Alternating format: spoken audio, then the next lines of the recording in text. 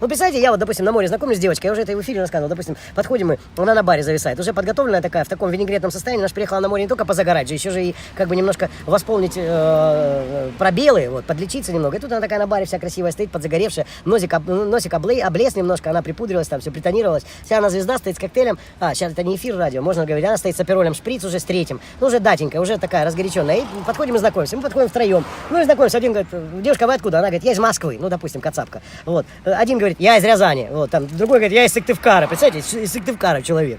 Вот. Что может быть? И ты говоришь, здравствуйте, девушка, я из Ростова-на-Дону. Добрый вечер. И все. И это уже очень сильно меняет и располагает. Да.